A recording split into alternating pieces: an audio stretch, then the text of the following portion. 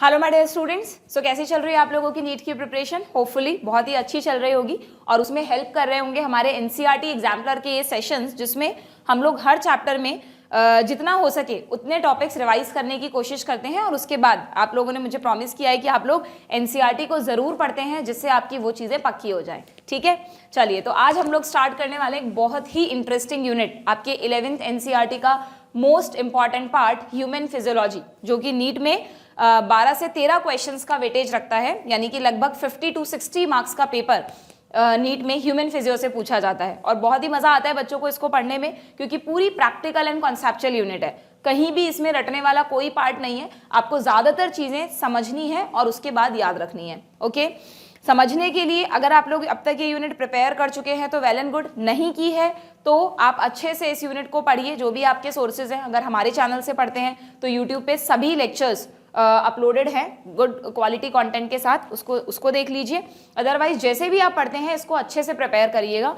एक बार अगर पकड़ बना ली तो इसके कॉन्सेप्ट्स कभी नहीं भूलेंगे। ठीक है, इस यूनिट में 7 चैप्टर्स हैं एनसीईआरटी में, जिसमें आप लोगों के बॉडी के लगभग सभी सिस्टम्स कवर हो जाते हैं। रिप्रोडक्टिव सिस्टम 12th में दे रखा है। ओके, तो ये सभी चीजें आपको प्रिपेयर करनी है और फिर आपको क्वेश्चन प्रैक्टिस भी करनी है। एग्जाम्पलर में मैंने देखा था, जैसे ह्यूमन फिजियो में जो आपका फर्स्ट चैप्टर है डाइजेशन एंड एब्जॉर्प्शन, इसके सिर्फ 10 क्वेश्चन ही बच्चों यहाँ पर एग्जाम्पलर में है और उनमें भी ना पूरा चैप्टर कवर नहीं हुआ है। तो मैं ये नहीं कह रही हूँ कि एग्जाम्पलर के क्वेश्चन नहीं करने हैं, बिल्कुल वो तो करने ही करने हैं, बट साथ में और क्वेश्चन प्रैक्टिस भी ये यूनिट आपसे मांगती है। ठीक है, तो ये सब चीजें ध्यान में रखते हुए आप ह्यूमन फिजियो को अच्छे से मन लगा के पढ़िएगा और इसमें आप 50-60 जो भी क्वेश्चंस, मतलब जितना भी मार्क्स का पेपर नीट में आएगा वो पूरा आपका फुल मार्क्स उसमें आने चाहिए। ओके, चलिए देखते हैं पहला क्वेश्चन क्या है। Which of the following is not true of intestinal villi. चलो सीधा इंटेस्टाइनल विलाय से क्वेश्चन आ रहा है।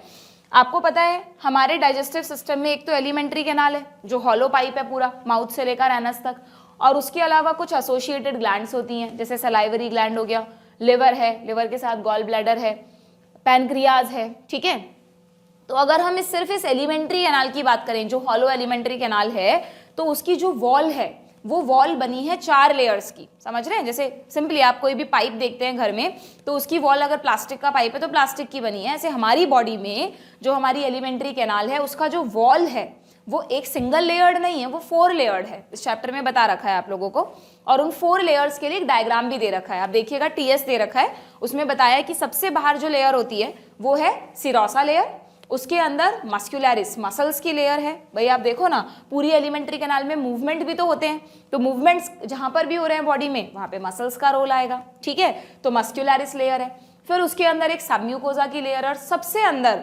म्यूकोजा लेयर है। ठीक है, चाहे वो ईसोफेगस हो, स्टमक हो, इंटेस्टाइन हो, कोई भी पार्ट हो, हर जगह ये ऑर्गेनाइजेशन बिल्कुल इसी तरह का है। ओके, तो उसमें जो सबसे अंदर वाली लेयर है ना हमारी म्यूकोजा, वो अलग अलग तरह के मॉडिफिकेशन शो करती है। जैसे स्टमक में आप पढ़ते हो कि वो इरेग्युलर सी है, क्यों?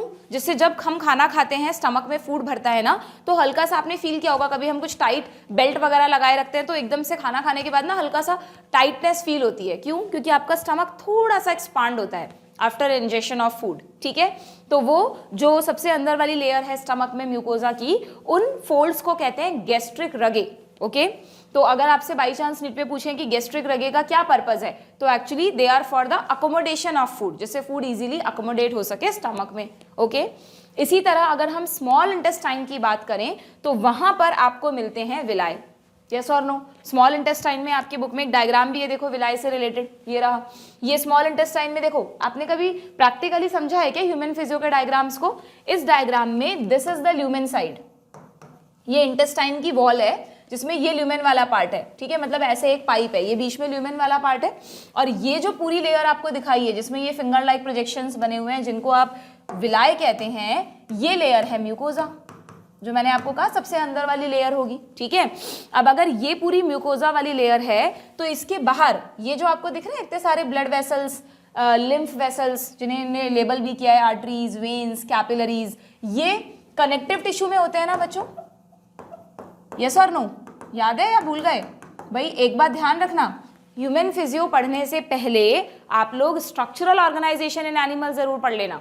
जो एनिमल टिश्यू आपके बुक में चैप्टर है 11th एनसीईआरटी में सेकेंड यूनिट में, वो पढ़ने के बाद ह्यूमन फिजियो को समझना, क्योंकि उससे ना आपको थोड़ा सा आइडिया लग जाएगा कि हमारा स्ट्रक्चरल ऑर्गेनाइजेशन कैसा है, कौन सा टिश्यू क्या कैरेक्टरिस्टिक्स रखता है। तो आपको ह्यूमन फिजियो कोरिलेट करना बहुत आसान रहेगा। जैसे उसमें आप पढ़ते हो कि कोई भी हमारा बॉडी ऑर्गन है, उसकी एक्सटर्नल लाइनिंग और इंटरनल लाइनिंग एपिथेलियम की बनी होती है। तो अपने आप ही याद हो जाएगा कि भाई म्यूकोजा जो सबसे अंदर वाली लाइनिंग है वो एपिथेलियम की बनी होगी, रटना ही नहीं है। जहां पर भी ब्लड वेसल्स का डेंस नेटवर्क मिले वो कनेक्टिव टिश्यू होता है। तो अपने आप याद हो जाएगा कि जो सब म्यूकोजा की लेयर है वो कनेक्टिव टिश्यू की बनी हुई है ना। बहुत हेल्प मिलेगी कोरिलेट करके पढ़ोगे तो, वरना फिर आपको लगेगा कि यार इसमें भी बहुत कुछ याद करना पड़ रहा है। ओके, तो कनेक्टिव टिश्यू जो है सब म्यूकोजा में, उसमें ये सब क्या है, आर्टरीज, वेन्स वगैरह।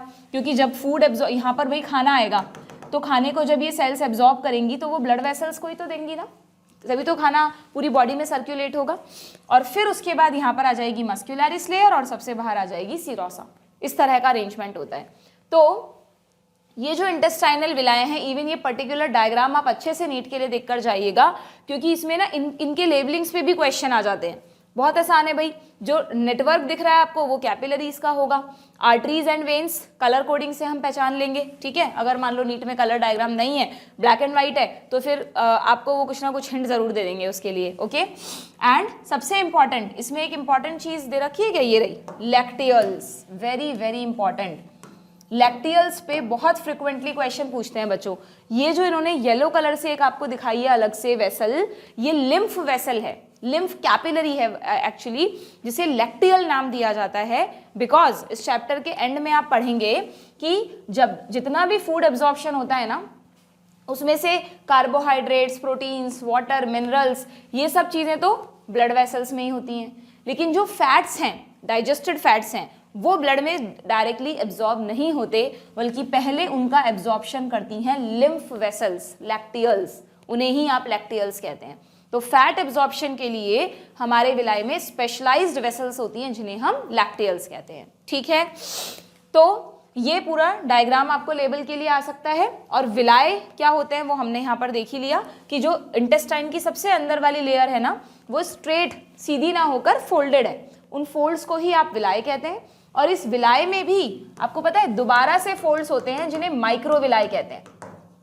क्या कहते हैं उन फोल्ड्स को, माइक्रोविलाय। यहाँ पर क्लियरली दिखाई नहीं है, बट जैसे यहाँ पर मान लो, इधर मैं ड्रॉ करके दिखाती हूँ आपको। ये मान लो जैसे ये इन्होंने विलाय बनाया ना बच्चों, तो इस विलाय में जो सेल होगी ना वो कैसे होगी, ये देखो इधर ल्यूमेन है तो इस तरफ हम बना देते हैं, मान लीजिए ऐसे बना देती हूँ मैं एक बार को सेल को, तो लाइक दिस। ये हर सेल में इस तरीके के छोटे छोटे प्रोजेक्शंस होंगे, इन्हें आप बोलेंगे माइक्रोविलाय। समझ गए। तो विलाय में माइक्रोविलाय भी होते हैं, और इसीलिए जब हम इन सेल्स को देखते हैं माइक्रोस्कोपिकली तो ये हमें ब्रश बॉर्डर्ड अपीयरेंस नजर आती है। इसको कहते हैं brush bordered epithelium. Very very important, ठीक है, ध्यान रखना। ये जो ब्रश बॉर्डर्ड एपिथेलियम है ये हमारी बॉडी में दो जगह होती है। मैं कोशिश कर रही हूँ कि एक ही क्वेश्चन से जितने कॉन्सेप्ट कवर हो सके तो मैं रिवाइज करा दूँ। ब्रश बॉर्डर्ड एपिथेलियम पे भी नीट में बहुत क्वेश्चन आते हैं। हमारी बॉडी में दो एग्जाम्पल्स हैं इसके, एक तो है स्मॉल इंटेस्टाइन और दूसरा है पीसीटी। नेफ्रॉन में पढ़ते हैं आप, किडनी में, किडनी के स्ट्रक्चर में जो नेफ्रॉन होता है उसमें प्रॉक्सिमल कॉन्वोल्यूटेड ट्यूब्यूल। दोनों के पास ब्रश बॉर्डर्ड एपिथेलियम है, बट एक फर्क है छोटा सा। क्या, हमारी इंटेस्टाइन में सेल्स होती हैं कॉल्यूमनर, एनिमल टिश्यू में पढ़ा होगा आपने। तो ये जो माइक्रोविलाय एंड विलाय बन रहे हैं ये कॉल्यूमनर सेल्स में बनेंगे, लेकिन पीसीटी में सेल्स होती हैं क्यूबॉइडल। तो जो भी विलाय एंड माइक्रोविलाय बन रहे हैं वो क्यूबॉइडल एपिथेलियम का मॉडिफिकेशन है। दोनों जगह आप इसे ब्रश बॉर्डर्ड कहते हैं, बट अगर ऑप्शंस में ऐसा है brush bordered columnar epithelium is found in तो small intestine, brush bordered cuboidal epithelium is found in तो पीसीटी। ये बात ध्यान रखना, अगर अभी तक नहीं नोटिस किया है तो याद रख लीजिएगा, इस पॉइंट को शॉर्ट नोट में ऐड कर लेना, ठीक। चलो तो देखें जरा ये क्वेश्चन क्या पूछ रहा है हमसे। Which of the following is not true for intestinal villi. देखते हैं भाई, they possess microvilli, yes. They increase the surface area, इनका अल्टीमेट तो फंक्शन यही है, विलाय इसीलिए तो बनाए हैं जिससे एब्जॉर्प्शन ज्यादा से ज्यादा हो। They are supplied with capillaries and the lacteal vessels, yes. They only participate in digestion of fat, बिल्कुल गलत, इनका डाइजेशन में तो कोई रोल ही नहीं है। विलाय तो मेनली सरफेस एरिया बढ़ा रहे हैं एब्जॉर्प्शन के लिए, तो इसलिए नॉट ट्रू स्टेटमेंट पूछा है तो आपका आंसर हो जाएगा ऑप्शन डी। सिंपल। चलिए, बिल्कुल बहुत अच्छे अच्छे कॉन्सेप्ट सीखने को मिलेंगे अगर आप इस चैप्टर को अच्छे से पढ़ेंगे, पूरी ह्यूमन फिजियो को। ठीक है, नेक्स्ट क्वेश्चन पे आते हैं। Hepato pancreatic duct opens into the duodenum and carries. पहले तो देखो जरा डायग्राम में हिपैटो पेनक्रियाटिक डक्ट कौन सी है हमारी। देखो, ये आप सबको पता है, यहाँ पे लिवर के पास छोटा सा एक गॉल ब्लैडर नाम का बैग होता है जिसमें वो बाइल जूस को स्टोर करता रहता है। गॉल ब्लैडर से एक छोटी सी डक्ट निकलती है बच्चों, लिखा है ना डक्ट फ्रॉम गॉल ब्लैडर, इसका नाम है सिस्टिक डक्ट। एक्चुअली जो सिस्ट वर्ड है ना वो गॉल ब्लैडर के रेफरेंस में बहुत कॉमनली यूज होता है मेडिकल में। वैसे सिस्ट एक एबनॉर्मेलिटी भी होती है अलग से, बट यहाँ पर गॉल ब्लैडर के रेफरेंस में ये टर्म आ जाती है। जैसे कॉलीसिस्टो वर्ड है इसके लिए, गॉल ब्लैडर के लिए, अभी आपको याद करने की नीड नहीं है उसे। ठीक, तो ये एक छोटी सी डक्ट आ रही है जिसको आपने कह दिया सिस्टिक डक्ट, ये तो निकलती है गॉल ब्लैडर से।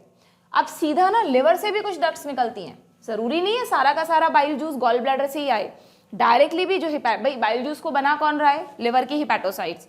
तो हिपैटोसाइट्स जो हैं, मतलब जो लिवर में जो डक्ट सिस्टम है वहां से भी कुछ डक्ट्स निकलती हैं, वो भी बाइल जूस को लाती हैं।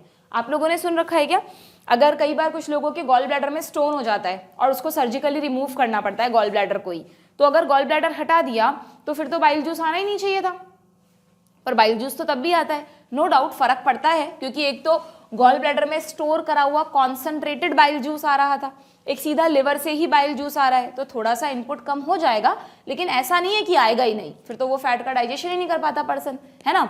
इसीलिए कई बार ज़्यादातर जो मतलब ये है गॉल ब्लैडर जो है उसको वेस्टिजियल ऑर्गन भी मानते हैं, कि वो उसका कोई एज सच इंपॉर्टेंट रोल नहीं है, वो एक ऐसा फंक्शन करता है जिसको लिवर भी संभाल सकता है।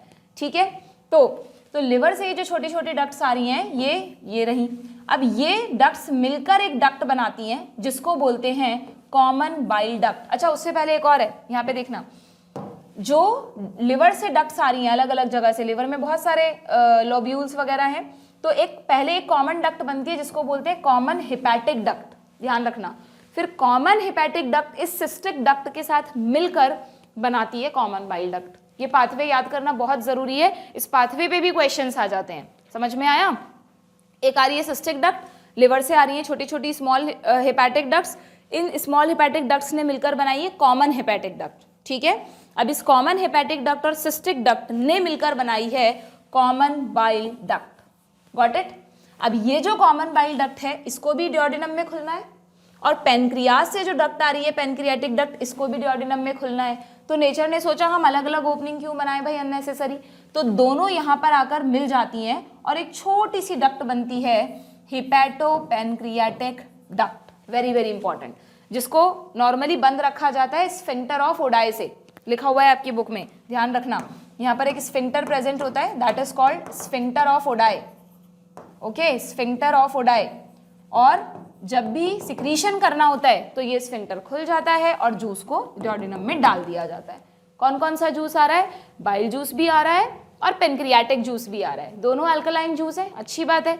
जैसे ही खाना स्टमक से ड्यूडेनम में आएगा, तो स्टमक में तो एसिडिक था, तो जैसे ही वो ड्यूडेनम में आया उसको हाईली अल्कलाइन बनाना है, अब हाईली एसिडिक से एकदम अल्कलाइन में कन्वर्ट करना है, तो बहुत सारे अल्कलाइन जूसेस चाहिए। तो बाइल जूस भी आ रहा है, पेनक्रियाटिक भी आ रहा है, खुद इंटेस्टाइन भी तो जूस बनाती है जिसको आप इंटेस्टाइनल जूस कहते हैं, वो भी अल्कलाइन है। ठीक है, तो कई बच्चे मैंने देखा है रटते रहते हैं कि बाइल जूस एसिडिक है, ये अल्कलाइन है, रटना क्यों है, सिंपल लॉजिक है।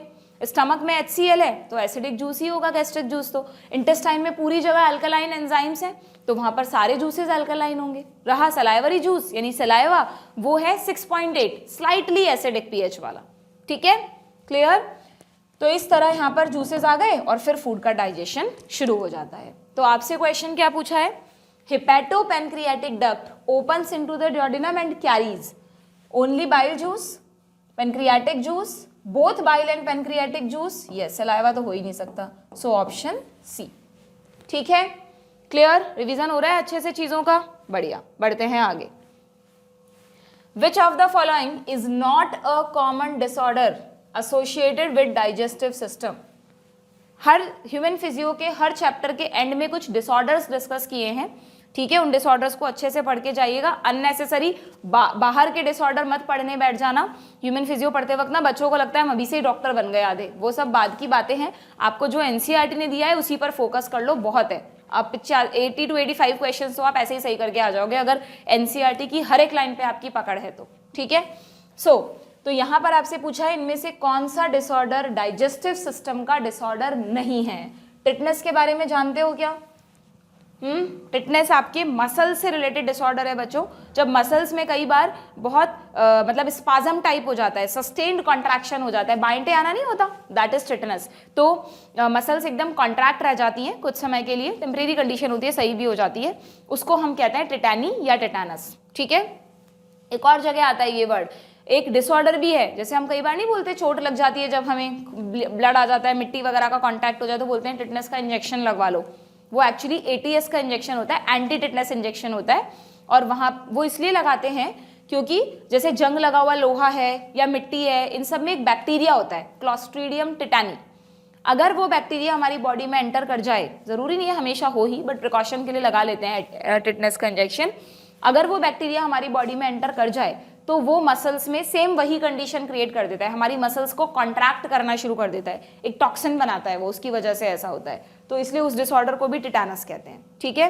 मतलब अल्टीमेटली टिटानस वर्ड आता है मसल्स के सस्टेन्ड कॉन्ट्रैक्शन के लिए। मसल कॉन्ट्रैक्ट तो हो गई बट रिलैक्स नहीं हो पा रही है, दैट इज कॉल्ड टेटनस। तो ये कहीं से भी डाइजेस्टिव सिस्टम से रिलेटेड नहीं है, सो यही आपका करेक्ट आंसर है। बाकी डायरिया, जॉन्डिस, डिसेंट्री सब पता है। डायरिया तो सबको पता है, डिसेंट्री क्या होता है?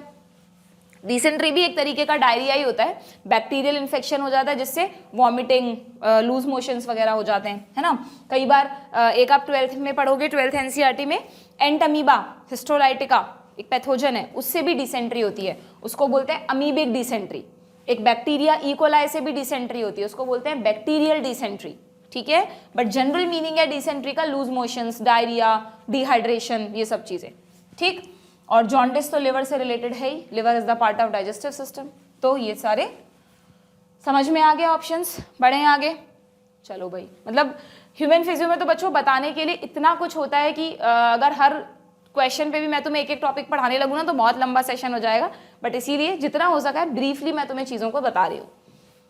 A gland not associated with the alimentary canal, इनमें से कौन सी ग्लैंड है भाई? देखो, पेनक्रियास तो है, एड्रीनल मिल गई। कहाँ होती है एड्रीनल? जब आप एक्सक्रीटरी सिस्टम पढ़ोगे तो किडनीज के ऊपर छोटी ग्लैंड होती है जिसको हम एड्रीनल ग्लैंड बोलते हैं, ठीक है, वन पेयर। एंडोक्राइन सिस्टम में इनकी डिटेल दे रखी है। आपका इमरजेंसी हार्मोन पता है क्या? एड्रीनालिन, वो इन्हीं ग्लैंड से आता है। और भी कई हार्मोन्स बनाती हैं ये ग्लैंड्स।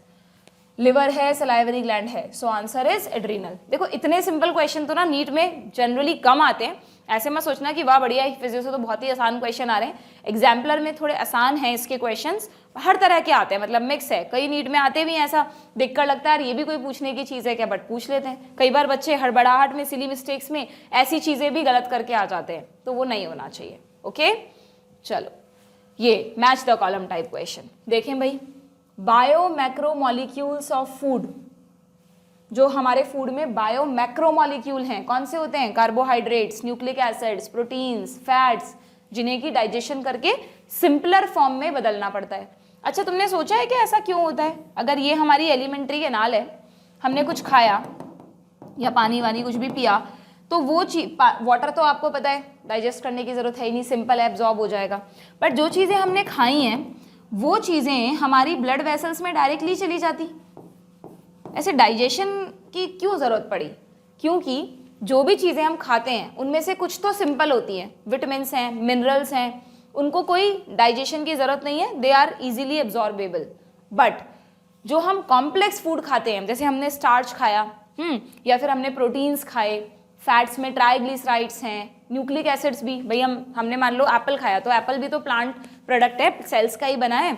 सेल्स का बना है तो उसमें न्यूक्लियस नहीं होगा क्या? तो न्यूक्लिक एसिड नहीं होगा क्या? तो अगर मैं तुम्हें बोलूँ ना कि बच्चों तुम तो डीएनए आरएनए भी खाते हो, तो तुम्हें सुनने में बड़ा अजीब लगेगा कि मैम डीएनए आरएनए हम तो नहीं खाते। बट तुम जो भी चीज़ें खा रहे हो वो अल्टीमेटली प्लांट प्रोडक्ट्स हैं। एनिमल प्रोडक्ट्स, अगर नॉन वेज भी खा रहे हैं एनिमल प्रोडक्ट्स हैं, हर चीज़ कहीं ना कहीं सेल्स की बनी है, और सेल के अंदर न्यूक्लियस होता है तो न्यूक्लिक एसिड भी आप खा रहे हैं, इसलिए आपके डाइजेस्टिव सिस्टम में न्यूक्लिक एसिड को डाइजेस्ट करने वाले एंजाइम्स भी होते हैं। ओके, तो ये जो भी कॉम्प्लेक्स फूड आपने खाया, इट इज़ नॉट एब्जॉर्बेबल, वो एब्जॉर्ब नहीं हो सकता, आपकी सेल्स उसको नहीं ले सकती और आगे नहीं पहुंचा सकती, परमिएबल नहीं है वो। तो कैसे करें, इसके लिए नेचर ने दिया हमको डाइजेस्टिव सिस्टम। पहले ये सेल्स कुछ एंजाइम सिक्रीट करती हैं, उन एंजाइम्स से उस कॉम्प्लेक्स फूड का डाइजेशन होता है, यानी कि वो सिंपलर फॉर्म में बदलता है, जैसे प्रोटीन बदलता है अमीनो एसिड्स में, क्योंकि अमीनो एसिड्स परमिएबल हैं, क्रॉस कर लेंगे, एब्जॉर्बेबल है। ट्राइग्लिसराइड्स बदलते हैं फैटी एसिड्स में, ग्लिसरॉल में, स्टार्च बदल जाएगा ग्लूकोज में, समझ रहे हो, और फिर वो चीज़ें एब्जॉर्ब होके हमारे ब्लड वेसल्स में जाती हैं और ब्लड वेसल्स उन्हें बॉडी तक पहुंचा देती हैं। ठीक है, तो bio macromolecules of food converted into simple substance. ठीक, human digestive system is made up of alimentary canal and associated glands, stomach J shaped bag like structure, thecodont, ये पढ़ा है क्या आपने वर्ड इस चैप्टर में। ह्यूमन बींग्स में teeth के 3 कैरेक्टरिस्टिक्स हैं, एक तो डायफायोडोंट, 2 सेट है, पहले दूध के दांत होते हैं, फिर अब हमारे पास परमानेंट टीथ है तो बोलते हैं डायफायोडोंट। सेकंड है हेटेरोडोंट, हमारे सारे टीथ दिखने में एक जैसे हैं क्या, नहीं, सब अलग अलग है, फंक्शन भी अलग अलग है, तो हेटेरोडोंट। और थर्ड कैरेक्टरिस्टिक है थीकोडोंट, थीको यानी थीका यानी गड्ढा, हमारा जो टूथ है, जैसे आपको तो इतना सा टूथ दिखता है, बट एक्चुअली में आपको पता है ना इसमें रूट भी होती है, तो रूट कहाँ है टूथ की, जो हमारी जॉ बोन्स हैं बच्चों, जॉ बोन समझते हो ना, मैक्सिला मैंडल जबड़ा, उसमें ऐसे गड्ढे हैं, सॉकेट्स हैं, उन सॉकेट्स में आपके टीथ कुछ लिगामेंट्स की हेल्प से फंसे रहते हैं, एम्बेडेड रहते हैं, तो इस तरह के डेंटिशन को बोलते हैं थीकोडोंट। ठीक है, तो थीकोडोंट का मतलब they are embedded in jaw bones, clear. And serosa, अभी शुरू में बताया था, serosa is the outer wall of visceral organs, not only alimentary canal, generally हमारे जो विसरल ऑर्गन्स हैं उनकी इनरमोस्ट लेयर को सिरोसा कह सकते हैं। ठीक है, हालांकि ये टर्म ज्यादातर एलिमेंट्री कैनाल के रेफरेंस में यूज होती है। डन, तो देखें ए को हमने 4th से मैच किया है, ये रहा, एक ही ऑप्शन है, तो हमें वैसे ही हमारा करेक्ट आंसर मिल जाएगा।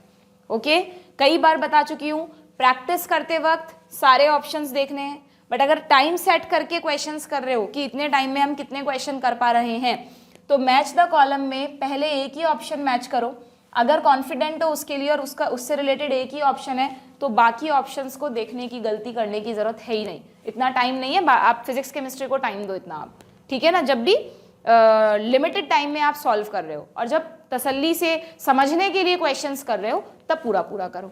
ठीक, चलिए बढ़े आगे, दोबारा match the column type question है भाई। डियोडिनम, किससे मैच करें डियोडिनम को, ये रहा, यू शेप्ड स्ट्रक्चर क्लियरली दे रखा है एनसीईआरटी ने, emerging from the stomach. Epiglottis, epiglottis एक कार्टिलेजिनस फ्लैप होता है, यस और नो, कहाँ होता है, जो हमारा ग्लॉटिस, ग्लॉटिस समझते हो कि नहीं भाई, हमारे 2 पाइप है ना, ये तो हमारा आगे की तरफ विंड पाइप है, लैटरली बना रही हूँ मैं, आगे की ये हमारा इंटीरियर पार्ट ह्यूमन का, ये पोस्टीरियर, तो ये तो है हमारा ट्रैकिया जिस पर की सी शेप रिंग्स होती हैं, और इसके जस्ट पीछे होता है, आपको पता है, ईसोफेगस। ठीक है, तो हमेशा ध्यान रखना, ईसोफेगस की ओपनिंग को बोलते हैं गलट, और जो हमारा विंड पाइप है, ट्रैकिया है, ये मैंने बनाया ट्रैकिया, ये बनाया ईसोफेगस। ईसोफेगस की स्पेलिंग ओ से भी होती है और ई से भी होती है, ये है फूड पाइप, ये है विंड पाइप। ओके, तो ईसोफेगस की ओपनिंग को बोलते हैं गलट, और ट्रैकिया के स्टार्टिंग में एक आपको पता होना चाहिए कार्टिलेजिनस बॉक्स होता है, जिसको कि आप बोलते हैं लैरिंग्स, वॉइस बॉक्स, जिसकी वजह से हम बोल पाते हैं, है ना। तो इस लैरिंग्स में यहाँ पर ऊपर की तरफ एक कार्टिलेज होती है, इलास्टिक कार्टिलेज होती है, जिसे बोलते हैं एपिग्लॉटिस। ठीक है, उस एपिग्लॉटिस का काम क्या होता है कि जब भी अब देखो नेचर ने कैसे बनाया है कि हमारी ओरल कैविटी है, और ओरल कैविटी के जस्ट ऊपर हमारी नेजल कैविटी है, यस और नो। तो ओरल कैविटी से खाना तो जाएगा पीछे हमारे ईसोफेगस में, फूड पाइप में, और नेजल कैविटी से एयर आएगी आगे हमारे विंड पाइप में, क्योंकि मैं आपको ये तो कह रही हूँ आगे विंड पाइप और पीछे फूड पाइप है, ये तो मैंने ऐसे लेटरल डायग्राम बनाया है। ओके, तो यहाँ पर एक क्रॉसिंग बनेगी, क्या, यहाँ पे थोड़ी सी जगह कम पड़ गई, बट कोई बात नहीं, मैं आपको बता देती हूँ। जैसे मान लो ये तो ऊपर से एयर आ रही है, उसको तो इधर जाना है, और जो फूड हम खा रहे हैं ओरल कैविटी से उसको इधर जाना है, ठीक है। अब जब हम फूड नहीं खा रहे, सिर्फ एयर रेस्पिरेशन तो हमेशा करते हैं, तो एयर तो कहीं भी चली जाए, विंड पाइप में चली जाए चाहे फूड पाइप में चले जाए, कोई प्रॉब्लम नहीं है। एयर फूड पाइप में भी जाती रहती है थोड़ी थोड़ी, जैसे नहीं होता कई बार हम, आपने नोटिस किया होगा जब हम खाना खाते हैं तो खाना जब हम खा चुके होते हैं, लगभग हमारा स्टमक फिल हो जाता है, तो क्या होता है, बर्पिंग, जिसको डकार आना भी कहते हैं। वो क्यों होता है? क्योंकि जैसे जैसे हम खाना खाते हैं ना बच्चों, तो स्टमक में जो थोड़ी बहुत एयर पड़ी थी वो ऊपर की तरफ डिस्प्लेस होती जाती है, और जब स्टमक पूरा भर जाता है तो वो जो थोड़ी सी एयर है उसका एक्सपल्जन होता है बर्पिंग की फॉर्म में। तो वो एक्चुअली कोई प्रॉब्लम नहीं है, एयर अगर हमारे किसी भी एलिमेंट्री कैनाल में भी चली जाए, डजंट मैटर, ओके, तो उसमें तो कोई दिक्कत नहीं है। अब जब हम फूड स्वेलो करते हैं तो क्या होता है, फूड सिर्फ और सिर्फ कहाँ जाना चाहिए, ईसोफेगस में। इधर आ गया तो क्या होगा, विंड पाइप में थोड़ी ना कुछ अटक सकता है, तुरंत कफिंग रिफ्लेक्स शुरू हो जाएगा। तो नेचर ने हमें दिया एपिग्लॉटिस। एपिग्लॉटिस क्या करता है, जब हम फूड को स्वेलो करते हैं, तो ये मैंने इसकी पोजीशन थोड़ी सी गलत बना दी है, ओह वेरी गुड, चलो कोई बात नहीं है, 1 मिनट रुको बच्चों, डायग्राम ही गायब कर दिया इन्होंने हमारा। चलिए कोई नहीं, दोबारा देख लीजिए। जैसे ये हमारा ट्रैकिया है, तो यहाँ पर अगर ये लैरिंग्स वाला पोर्शन है तो क्या होता है, देखना समझना ध्यान से। जस्ट अ मिनट, मैं इस डायग्राम को दोबारा बना लूँ, ये गलत, और ये हमारा फूड, ठीक है, दिस इज एयर। तो अब जब फूड को ईसोफेगस में ही भेजना है, इसमें नहीं आना चाहिए विंड पाइप में फूड, तो एपिग्लॉटिस क्या करता है, कोई और कलर ले लेते हैं एपिग्लॉटिस के लिए, इस जो हमारा फूड पाइप है उसको कवर कर देता है। नॉर्मली तो एपिग्लॉटिस किसका स्ट्रक्चर है, इसको कवर करता हुआ स्ट्रक्चर है, किसको, ग्लॉटिस को। लेकिन जब हम खाना खा रहे होते हैं तो ये इस तरह से हो जाता है, उससे क्या होगा, ये तो बंद हो गया, और ये इस तरह से हो जाता है, ढक देता है इसको, जिससे खाना खाते वक्त क्या होगा, खाना जो है वो सिर्फ फूड पाइप में ही जाएगा, विंड पाइप में नहीं जाएगा। तो एपिग्लॉटिस नाम क्यों है, क्योंकि ये ग्लॉटिस को कवर कर रहा है। What is glottis? Glottis is the opening of trachea, ठीक है। गलेट तो किसकी ओपनिंग है, ईसोफेगस की, और ग्लॉटिस किसकी ओपनिंग है, ट्रैकिया या लैरिंग्स की। समझ में आ गई ना बात। तो ग्लॉटिस को कवर करते हुए एक इलास्टिक कार्टिलेज जो नेचर ने हमें दी है वो है एपिग्लॉटिस। फंक्शन क्या है उस एपिग्लॉटिस का, when we swallow the food then wind pipe must be closed, जिससे कि खाना विंड पाइप में ना जाए। तो ये एपिग्लॉटिस गिर जाता है, विंड पाइप को बंद कर देता है, और खाना इस पर से होता हुआ अंदर ईसोफेगस में चला जाता है, ठीक है। कभी कभार अगर ये सही से काम नहीं कर पाए और थोड़े बहुत फूड पार्टिकल्स विंड पाइप में चले जाएं, तो आपको पता है तुरंत कफिंग रिफ्लेक्स होता है ना, खाना खाते खाते धांसी आना, दैट इज डन। तो यहाँ पर डियोडिनम को किससे मैच करें हम, ये तो हमने कर ही दिया था। Epiglottis is a cartilaginous flap. What is glottis, अभी अभी बताया मैंने, ओपनिंग ऑफ विंड पाइप। ये दोनों वर्ड जरूर याद रखना, जहां तक मुझे ध्यान है ये दोनों वर्ड्स एनसीईआरटी में नहीं है, ठीक है। तो glottis is the opening of trachea और wind pipe, gullet is the opening of oesophagus और फूड पाइप, ओके।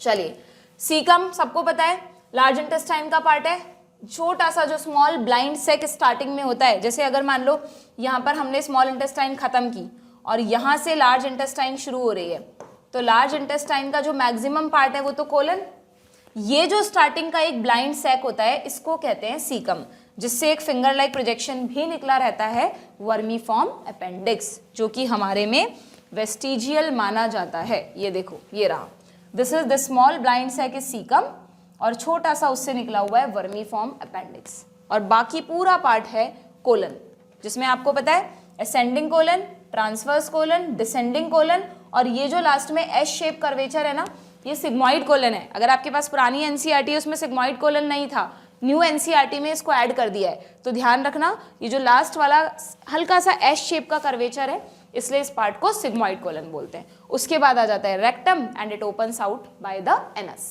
ठीक है। चलिए बढ़ते हैं आगे। तो इसको इसमें कौन सा ऑप्शन मैच करें बच्चों, ए मैच कर रहा है थर्ड से, एक ही ऑप्शन में है तो ऑप्शन सी, डन। चलो match the enzyme with their respective substrate and choose the right one, ठीक है। लाइपेज किसका डाइजेशन करेगा, फैट्स का, न्यूक्लियस किसका करेगा? न्यूक्लिक एसिड्स का। कार्बोक्सी पेप्टाइडेज, इसमें बच्चे सबसे ज्यादा गलती करते हैं, जैसे ही कार्बोक्सी पेप्टाइडेज लिखा देखते हैं उसको कार्बोहाइड्रेट से मैच कर देते हैं। ऐसी गलती मत करना। कार्बोक्सी पेप्टाइडेज में पेप्टाइडेज वर्ड को ध्यान देना, ना कि कार्बोक्सिल तो ग्रुप है, अमीनो एसिड्स में भी तो कार्बोक्सिल ग्रुप होता है ना, इसलिए इसके नाम में कार्बोक्सी वर्ड आ रहा है। Carboxy is not at all related to carbohydrate. आपने पढ़ रखा होगा कि जो पेनक्रियाटिक जूस है, उस पेनक्रियाटिक जूस में, मैं तो बच्चों को ऐसे याद करवाती हूँ, 3 भाई हैं प्रोटीन्स के डाइजेशन के लिए। कौन से 3 भाई हैं? जो प्रोटियोलाइटिक एंजाइम है उनकी बात कर रही हूँ, ठीक है। उसमें 3 भाई हैं, कौन कौन से? एक भाई का नाम है ट्रिप्सिनोजन, ओजन आ रहा है यानी इनएक्टिव फॉर्म में बन रहा है। इसका दूसरा भाई है काइमोट्रिप्सिनोजन, बस काइमो वर्ड और लगा दो सेम नाम में, ठीक है। और ये दोनों तो आपस में सिबलिंग्स हो गए, रियल ब्रदर्स हो गए। एक इनका कजन ब्रदर है जिसका नाम है प्रोकार्बोक्सी पेप्टाइडेज। क्या नाम है? Procarboxy peptidase. इसमें ये प्रो वर्ड आ रहा है ना। तीनों इनएक्टिव एंजाइम्स हैं, लेकिन हैं तीनों प्रोटीन्स के डाइजेशन के लिए। ट्रिप्सिनोजन, उसका भाई काइमोट्रिप्सिनोजन, एक उनका कजन प्रोकार्बोक्सी पेप्टाइडेज। इसका नाम थोड़ा अलग है ना, इसलिए कजन बना दिया इसको हमने, ठीक है। तीनों के तीनों प्रोटीन्स डाइजेशन का काम करते हैं। इनका एक्टिवेशन मैकेनिज्म भी बड़ा इंटरेस्टिंग है। जैसे ये तीनों एंजाइम्स आते हैं पेनक्रियाज से, तो पेनक्रियाज बोलता है डियोडिनम को, भाई मैंने तुमको एंजाइम्स दे दिया, अब एक्टिव अपने आप कर लेना, एक्टिव मैं नहीं कर रहा, कुछ काम तो तुम भी करो। तो डियोडिनम में सबसे पहले डियोडिनम क्या करती है? ट्रिप्सिनोजन को एक्टिवेट करने के लिए एंटेरोकाइनेज नाम का एक एंजाइम बनाती है, एंटेरोकाइनेज, ठीक है। वो ट्रिप्सिनोजन को एक्टिव कर देता है ट्रिप्सिन में। ध्यान रखना, एंटेरोकाइनेज को पेनक्रियाज ने नहीं भेजा, किसने बनाया? खुद इंटेस्टाइनल म्यूकोजा ने, इंटेस्टाइन ने खुद बनाया उसको, ओके। वो तो ट्रिप्सिनोजन को एक्टिवेट कर देती है, किसमें? ट्रिप्सिन में। और फिर कह देती है कि बस मैं तो एक ही को एक्टिव करूंगी, अब तुम भाई अपने आप जानो अपना क्या करना है। फिर ये ट्रिप्सिन इन दोनों की मदद करता है, यानी ट्रिप्सिन ही काइमोट्रिप्सिनोजन को एक्टिवेट करता है और प्रोकार्बोक्सी पेप्टाइडेज को भी करता है। ट्रिप्सिन इन दोनों पर पॉजिटिव इफेक्ट डालेगा, यानी इसको बदल देगा काइमोट्रिप्सिन में, और इसमें से प्रो हटा दो तो बन जाएगा कार्बोक्सी पेप्टाइडेज। अब तीनों एक्टिव हो गए, अब ये धमाधम प्रोटीन्स का डाइजेशन शुरू कर देते हैं। बात समझ में आ गई? इस तरह से ये तीनों प्रोटियोलाइटिक एंजाइम्स का ग्रुप है, आप याद रख सकते हैं, ओके। और ये भी ध्यान रखना कि पेनक्रियाटिक जूस एक ऐसा जूस है जिसमें सभी चारों चीजों के डाइजेस्टिव एंजाइम्स हैं, एक तो इसमें और एक इंटेस्टाइनल जूस में। ये तो प्रोटीन्स के लिए हो गए। इसके पास लिपिड्स के डाइजेशन के लिए लाइपेज भी है, इसके पास न्यूक्लिक एसिड्स के डाइजेशन के लिए न्यूक्लियोटाइडेज एंड न्यूक्लियेज भी है। अब मैं सारे याद नहीं करा रही हूँ, अभी सिर्फ बता रही हूँ। और इसके पास कार्बोहाइड्रेट्स के डाइजेशन के लिए सिर्फ स्टार्च को डाइजेस्ट करता है, ये अमाइलेज भी है बच्चों। एक अमाइलेज तो आपकी सलाइवरी अमाइलेज है। अगर पूरा हम खाना मतलब फूड जो है उसको मुंह में बहुत देर तक तो रखते नहीं, कुछ लोग तो बिल्कुल ही च्यूइंग नहीं करते, तो फिर स्टार्च कैसे डाइजेस्ट होगा प्रॉपर्ली? इसलिए नेचर ने दोबारा से एक जगह अमाइलेज को बनाया है पेनक्रियाटिक जूस में। इवन थोड़ा अमाइलेज दोबारा इंटेस्टाइनल जूस में भी होता है। नेचर ने स्टार्च को डाइजेस्ट करने का एंजाइम खूब जगह दिया है हमको, 3 जगह दिया है। कहाँ कहाँ? सलाइवरी ग्लैंड में सलाइवरी अमाइलेज, पेनक्रियाटिक जूस में पेनक्रियाटिक अमाइलेज, और इंटेस्टाइनल जूस में इंटेस्टाइनल अमाइलेज। तीनों का सेम काम है, स्टार्च को डाइजेस्ट करके माल्टोज में बदलना, ठीक है। फिर फर्दर डाइजेशन अलग होगा। डन। तो इस तरह से पेनक्रियाटिक जूस में भी चारों के लिए एंजाइम्स है, और एक हमारा इंटेस्टाइनल जूस, उसमें भी चारों चीज़ों के लिए एंजाइम्स होते हैं, बट एंजाइम्स का नाम अलग अलग है। उसको आपको बॉक्सेस बना के अच्छे से याद करना है, ठीक है। क्लियर? तो कार्बोक्सी पेप्टाइडेज को किससे मैच करें बताओ? कार्बोहाइड्रेट से करूं या इनसे करूं? ध्यान रखना, ये इनका भाई है। तो proteolytic enzyme, proteins, peptones and proteoses, ये दोनों कहाँ से आए? स्टमक। स्टमक में भी तो प्रोटीन्स का डाइजेशन हुआ था ना, पार्शियल डाइजेशन। बताओ किसने किया था? स्टमक में कौन सा प्रोटियोलाइटिक एंजाइम होता है? पेप्सिनोजन। ये भी इनएक्टिव फॉर्म में है। अच्छा चलो, एक और क्वेश्चन याद आया, ये प्रोटीन डाइजेस्ट करने वाले एंजाइम्स ही इनएक्टिव फॉर्म में क्यों हैं? बाकी तो सब एक्टिव में ही बनते हैं जनरली। इनको नेचर ने, कुछ तो लॉजिक होगा इसके पीछे, बिल्कुल लॉजिक है, क्योंकि ये सब प्रोटियोलाइटिक एंजाइम्स हैं और हम आपको पता है हमारी बॉडी में बहुत सारे प्रोटीन्स, ज़्यादातर चीज़ें जैसे इवन खुद एंजाइम्स भी तो प्रोटीन्स के ही बने होते हैं और ज़्यादातर स्ट्रक्चरल कंपोनेंट्स प्रोटीन के बने हैं। अगर नेचर इनको डायरेक्टली एक्टिव फॉर्म में बनाती या जिन सेल्स के अंदर ये बन रहे हैं उन सेल्स में प्रेजेंट प्रोटीन से रिलेटेड जो मॉलिक्यूल्स हैं उनको ये डाइजेस्ट कर सकते थे, तो इसलिए नेचर ने इनको इनएक्टिव फॉर्म में बनाया। नो डाउट हमारे में ये सब चीज़ें भी हैं, बट स्ट्रक्चरल और मतलब जैसे आप बोलते हो ना हमारे बॉडी ब्लॉक्स कौन है, प्रोटीन, तो इसलिए प्रोटीन की चीज़ें डाइजेस्ट ना हो जाएं तो नेचर ने जहाँ जहाँ प्रोटियोलाइटिक एंजाइम्स बनाए हैं उनको इनएक्टिव स्टेज में बनाया है। ठीक है, तो ये बात भी आप ध्यान रखिएगा। फिर पेप्सिनोजन बदलता है पेप्सिन में और फिर ये प्रोटीन्स का डाइजेशन करता है। स्टमक में ये एक्टिवेशन करता है HCl। ठीक, क्लियर। तो स्टमक में जब प्रोटीन्स डाइजेस्ट होते हैं ना बच्चों तो ये बनते हैं। फाइनल डाइजेशन नहीं होता, अमीनो एसिड्स नहीं बनते स्टमक में, सिर्फ पेप्टोन्स एंड प्रोटियोजेस बनते हैं। फिर जो प्रोटीन रह गए और ये जो पार्शियली डाइजेस्टेड हैं ये इन एंजाइम से डाइजेस्ट होते हैं। फिर और जो बनता है डाइपेप्टाइड्स वो इंटेस्टाइनल जूस में डाइजेस्ट होते हैं और तब जाके बनते हैं amino acids. Step by step होता है ये डाइजेशन। ठीक है, बहुत इंटरेस्टिंग तरह से पढ़ते हैं हम लोग लेक्चर्स में। आप लोगों ने भी जो पढ़े हैं अच्छे से ही पढ़ा होगा क्योंकि ये ऑलरेडी बहुत कॉन्सेप्चुअल टॉपिक है। ठीक है, बढ़े आगे। नेक्स्ट ऑप्शन क्या दिया है, ग्लाइकोराइडेज। ग्लाइकोराइडेज, अच्छा इन्होंने एक अलग ही तरह का नाम बना दिया, हालांकि ये एनसीईआरटी में कहीं भी नहीं है बच्चों। मतलब ये एक तरह से ग्लूकोज के डाइजेशन से रिलेटेड एंजाइम्स की बात कर रहे हैं, ग्लाइकोराइडेजेज। तो ये किसको डाइजेस्ट करेंगे, कार्बोहाइड्रेट्स को, मतलब ग्लूकोज को डाइजेस्ट नहीं करेंगे। एक तरह से यूँ समझ लो कि प्रोबेबली ग्लाइकोजन के रेफरेंस में ये टर्म आया है, लेकिन एनसीईआरटी में अलग नाम है। जैसे एमाइलेज एंजाइम अभी मैंने तुमको बताया है ना, लैक्टेज हो गया, माल्टेज हो गया, सुक्रेज हो गया, ये सब कार्बोहाइड्रेट्स के डाइजेशन से रिलेटेड हैं। तो देखो भाई बताओ, ए को मैच करना है सेकंड से, 2 में है, बी को मैच करना है थर्ड से, ये भी दोनों में है, तो कार्बोक्सी को फोर्थ से कर दो, ये मिल गया हमें हमारा करेक्ट ऑप्शन और ये फर्स्ट। Done, clear. चलिए, dental formula in human being बहुत बार पूछते हैं, बहुत आसान क्वेश्चन है। डेंटल फॉर्मूला का मतलब हमारे एक क्वाड्रेंट में कितने टीथ हैं भाई, ऊपर नीचे 2 जॉ और हर जॉ में भी हाफ हाफ एक जैसा, ये वाले हाफ में जो सेम इधर ऐसे ही। क्लियर। तो इस एक तरह से आप ओरल कैविटी को 4 मतलब क्वाड्रेंट्स में डिवाइड कर लें। ठीक है, तो ये देखो, एक होता है इंसाइजर, सॉरी एक नहीं 2 होता है, एक सेंट्रल इंसाइजर एक लैटरल इंसाइजर, तो 2 इंसाइजर, एक कैनाइन, 2 प्रीमोलर्स और लास्ट में 3 मोलर्स, जिसमें से आपको पता है सबसे लास्ट वाला विजडम टूथ कहलाता है।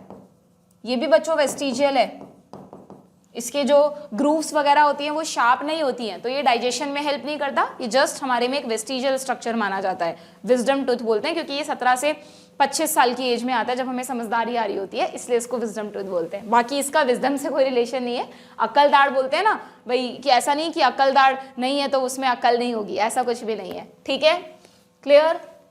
तो ये बन गया आपका डेंटल फॉर्मूला। एक और तरह इसको ऐसे लिखते हैं 2123 अपॉन 2123। ठीक है, इससे आप टोटल टीथ भी निकाल सकते हो। देखो ऊपर एक क्वाड्रेंट में 8 है, तो 4 क्वाड्रेंट है, 8 × 4 32, तो हमारे 32 टीथ हो गए। ठीक, एक और चीज, अगर आपसे पूछ लें मिल्क टीथ का डेंटल फॉर्मूला, ये तो परमानेंट टीथ का है, मिल्क टीथ का बच्चों में जो दूध के दांत हैं, तो ध्यान रखना वो होता है 2102। क्यों? हमेशा डेंटल फॉर्मूला में फर्स्ट जो डिजिट है वो इंसाइजर को बताती है, ये कैनाइन को, थर्ड प्रीमोलर को और लास्ट वाली मोलर को, ये फिक्स है। तो बच्चों में प्रीमोलर्स नहीं होते हैं। अब ये मत समझना उसकी जगह खाली जगह होती है कि घर पे कोई बच्चा है आप उसको मुंह खोल के देख रहे हो, खाली जगह नहीं है, मोलर्स ही इस जगह पर हैं, तो प्रीमोलर्स है ही नहीं। वो कैसे पता चलता है? स्ट्रक्चरल बेसिस पर। प्रीमोलर्स और मोलर्स का स्ट्रक्चर अलग अलग होता है, वो आपको नहीं पढ़ना। ठीक है, तो प्रीमोलर्स बच्चों में नहीं होते, उनकी जगह पर छोटा जो होता है ना, तो दांत का नंबर भी कम है। ओके, तो एक क्वाड्रेंट में कितने दांत हुए? 5, तो चारों में 5 × 4 20। तो मिल्क टीथ टोटल 20 होते हैं और परमानेंट टीथ टोटल कितने होते हैं? 32, जिसमें से अभी आई थिंक आप लोग अपना डेंट खोल के देखोगे ना मुंह, तो आपको 28 ही मिलेंगे शायद। लास्ट वाले जो विजडम टूथ हैं चारों तरफ एक एक, वो हो सकता है आ भी गया, हो सकता है नहीं भी, आपके एज पर डिपेंड करता है। क्लियर? चलिए, तो यहाँ बताओ मुझे डेंटल फॉर्मूला 2123, सीधा सीधा याद कर लेना या लॉजिकली याद रखो, जैसे आपका मन है। ठीक है, इन सब के फंक्शंस भी पूछते हैं कभी कभार। इंसाइजर, जैसे हम एप्पल वगैरह बाइट करते हैं तो बाइटिंग में इंसाइजर हेल्प करता है, फ्रंट टीथ से करते हैं ना। कैनाइंस, शार्प टीथ होते हैं। ह्यूमन बींग्स में मानते हैं कि कैनाइंस का भी कोई खास यूज नहीं है। जो कार्निवोरस एनिमल है, टाइगर वगैरह, उनके कैनाइंस देखना आप, कभी डॉग का मुंह खुला हो तब एकदम शार्प कैनाइंस होते हैं, क्योंकि वो लोग जब शिकार करते हैं तो एकदम टीयर करके खाते हैं ना एनिमल को, तो उसमें कैनाइन मदद करता है। Okay, tearing of food. Premolars and molars दोनों कहलाते हैं ग्राइंडिंग टीथ। ये फूड की च्यूइंग में हेल्प करते हैं। ठीक है, क्लियर? चलो, liver is the largest gland and associated with various functions. You know, आपकी बुक में तो लिवर का एक ही फंक्शन है, बाइल जूस सिक्रीट करना, बट लिवर हमारी बॉडी का एक वाइटल ऑर्गन है बच्चों। लिवर बहुत सारे फंक्शंस करता है हमारे लिए। देखो, जैसे मैं आपको कुछ एग्जांपल्स दूं, जब आप ह्यूमन फिजियो में ब्लड चैप्टर पढ़ोगे तो आपके ब्लड में कुछ प्रोटीन्स होती हैं अलग से, प्लाज्मा प्रोटीन, डाइटरी प्रोटीन नहीं, अलग से, वो लिवर बनाता है। ठीक है, प्लस जब हम एम्ब्रियोनिक स्टेज में थे तो हमारे में आरबीसीज कौन बना रहा था? Liver and spleen. ठीक है, प्लस लिवर बहुत सारी चीज़ों को मेटाबोलाइज करता है। इवन जो भी आपकी बॉडी में टॉक्सिक चीज़ें होती हैं, मतलब जैसे मान लो कोई बहुत अल्कोहल ले रहा है तो अल्कोहल को जो डिटॉक्सिक करना है वो भी लिवर करेगा। मेडिसिन ले रहे हैं, मेडिसिन को मेटाबोलाइज करना है वो भी लिवर करेगा। इसीलिए बोलते हैं बहुत एक्सेस में अगर अननेसेसरी की मेडिसिन हम ले रहे हैं तो उसका लिवर पे साइड इफेक्ट हो सकता है। ठीक है, तो लिवर आपकी बॉडी का डिटॉक्सिफाइंग ऑर्गन भी है।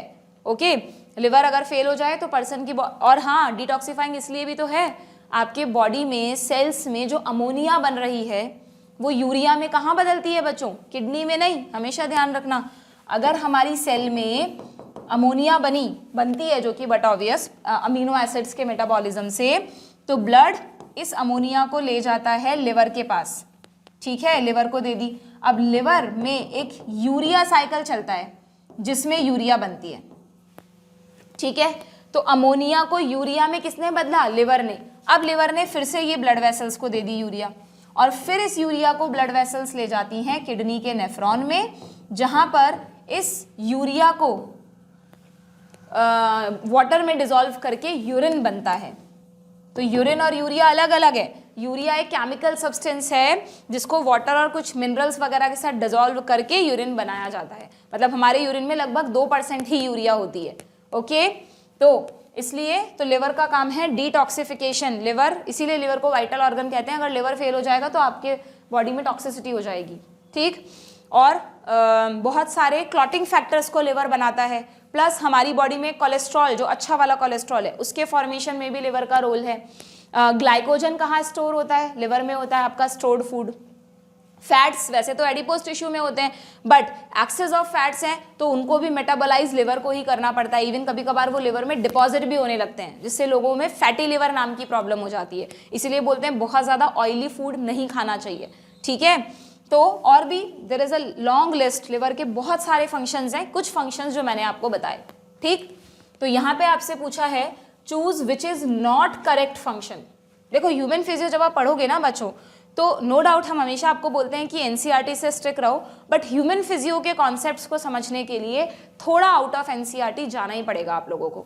वो चीज़ें ज़्यादा पूछेंगे नहीं आपसे एग्जाम में जो आउट ऑफ एनसीईआरटी हैं, लेकिन जब तक आप उन चीज़ों को पढ़ोगे नहीं ना, तब तक उस ऑर्गन को अच्छे से समझ नहीं पाओगे और याद नहीं रख पाओगे कॉन्सेप्चुअली। तो ह्यूमन फिजियो में तो मैं आपको हमेशा कहूँगी कि उसको समझने के लिए आउट ऑफ एनसीईआरटी जाना पड़े तो जाइए, चीज़ों पर डाउट्स मत रखिए, क्लियर करिए उनको। ठीक है, सो इनमें से कौन सा फंक्शन लिवर का नहीं है? पहला, मेटाबॉलिज्म ऑफ कार्बोहाइड्रेट। अभी अभी बताया मैंने आपको कि जो भी एक्सेस ग्लूकोज है ब्लड में वो किस में स्टोर हो जाता है?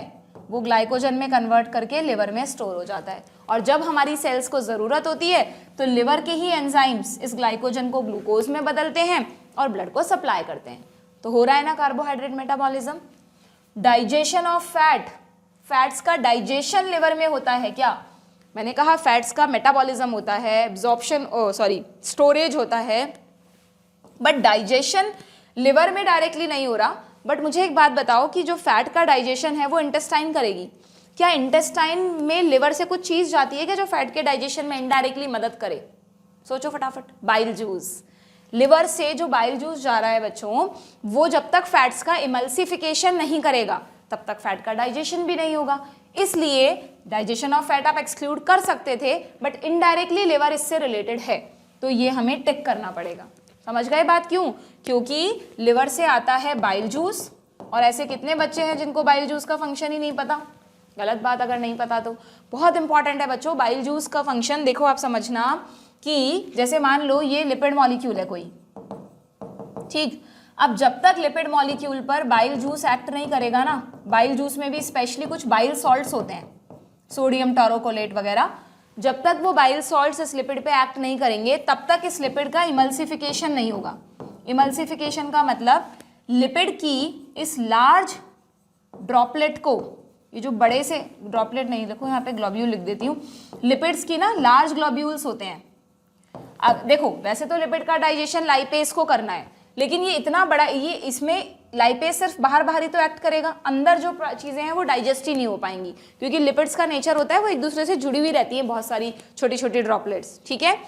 तो बाइल जूस इनको इन छोटे छोटे ड्रॉपलेट्स में अलग कर देता है, जिन्हें आप कहते हैं मिसल्स।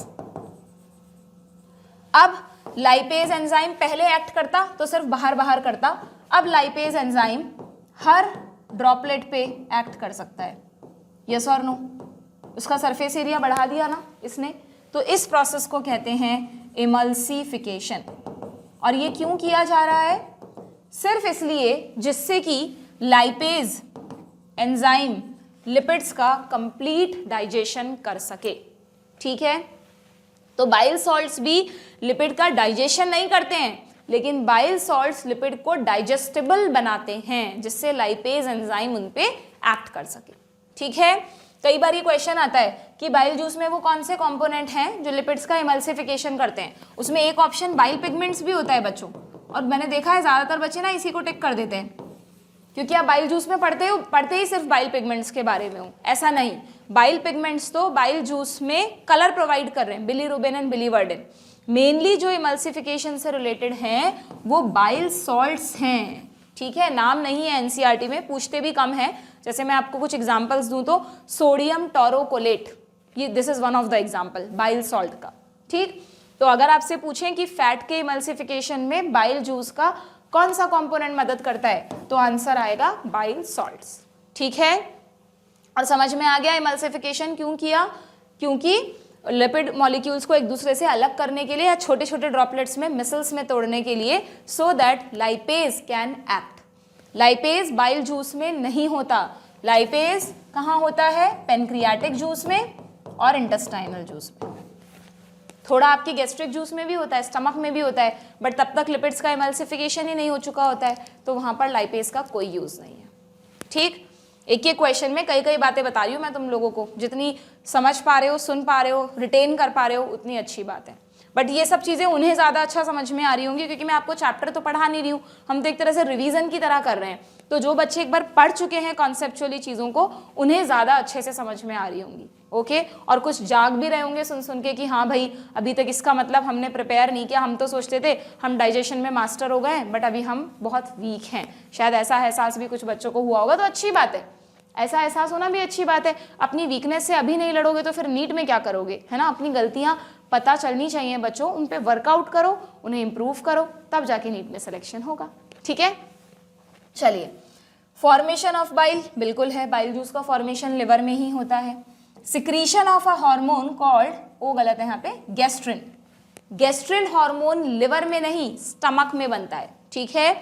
और जो गैस्ट्रिक जूस होता है ना, मतलब जो एक तरह से गैस्ट्रिक म्यूकोजा की जो सेल्स हैं वो गैस्ट्रिन हार्मोन को बनाकर गैस्ट्रिक जूस सिक्रीट करने वाली सेल्स को सिग्नल देती हैं कि तुम हार्मोन को भेजो, खाना आ चुका है, ठीक है। तो गैस्ट्रिन हार्मोन स्टमक से रिलेटेड है, ना कि लिवर से। So this is not the function of liver. Done, समझ में आ गया। चलिए भाई, आखिरी क्वेश्चन पर आ गए हैं हम लोग। एग्जाम्पलर में ना एक भी क्वेश्चन, मतलब एब्जॉर्प्शन वाला जो टॉपिक है उससे रिलेटेड क्वेश्चंस नहीं मिले मुझे, तो उनकी प्रैक्टिस आपको खुद से करनी है, अच्छे से पढ़ना, उसमें से भी क्वेश्चंस आते हैं। जो एब्जॉर्प्शन वाला पार्ट है कि कौन कौन से मैकेनिज्म है, simple diffusion, facilitated diffusion, active absorption, कहाँ कौन सी चीज़ एब्जॉर्ब होती है, वो सब पढ़ लेना, ठीक। Mark the right statement among the following, ठीक है भाई, राइट स्टेटमेंट बताना है हमको। Trypsinogen is an inactive enzyme, हमेशा ध्यान रखो, या तो किसी एंजाइम का सफिक्स है ओजन या प्रीफिक्स है प्रो, तो वो इनएक्टिव एंजाइम ही है। जैसे पेप्सिनोजन और रेनिन में आता है प्रोरेनिन, दोनों इनएक्टिव है। ठीक, तो सही है, ये राइट ही बताना था हमें, मतलब हमारा आंसर मिल गया, फिर भी आगे बढ़ लेते हैं। Trypsinogen is secreted by intestinal mucosa, अभी अभी बताया तीनों भाई कहाँ रहते हैं, पेनक्रियाज में, पेनक्रियाटिक जूस से आया था, गलत। इंटेस्टाइनल म्यूकोजा ने इसको एक्टिव करने वाला एंजाइम बनाया था जिसका नाम है एंटेरोकाइनेज। ठीक है, अरे ये रहा ना third option, enterokinase is secreted by pancreas, just उल्टा दे दिया इन्होंने दोनों ऑप्शन, किसी बच्चे ने लॉजिकली नहीं पढ़ा है तो गड़बड़ हो सकती है। ठीक है, एंड बाइल कंटेन्स ट्रिप्सिन, नहीं बाइल में कहाँ से होगा ट्रिप्सिन, बाइल जूस में तो कोई एंजाइम ही नहीं होता, तो ये तीनों गलत हैं, ए सही है, सो हमें हमारा आंसर मिल गया। ठीक, मजा आया। डाइजेस्टिव सिस्टम, ये तो आप यूँ समझ लो ट्रेलर दिया है मैंने आप लोगों को डाइजेस्टिव सिस्टम का, पढ़ाई क्या है, कितनी सी चीज़ें रिवाइज करवाई हैं आपको। ठीक है, तो आप लोगों को बहुत अच्छे से बच्चों ह्यूमन फिजियो का एक एक कॉन्सेप्ट क्लियर करना है, आराम से टाइम देकर इस यूनिट को पढ़ना है। नीट में अच्छे खासे क्वेश्चंस बनते हैं और उसमें भी ध्यान रखना, ये जो ह्यूमन फिजियो के स्टार्टिंग वाले चैप्टर्स हैं, digestive system, respiratory, circulatory, excretory, इनसे ज़्यादा क्वेश्चन बनते हैं। जो लास्ट के चैप्टर है ना, neural control and chemical control, वो थोड़े टफ भी लगते हैं बच्चों को, अच्छी बात है एनटीए उनसे कम पूछता है क्वेश्चन। ठीक है, तो स्टार्टिंग के जो 4-5 चैप्टर्स हैं उन्हें ज़्यादा फोकस्ड होकर प्रिपरेशन करना। ओके, चलो गुड बाय।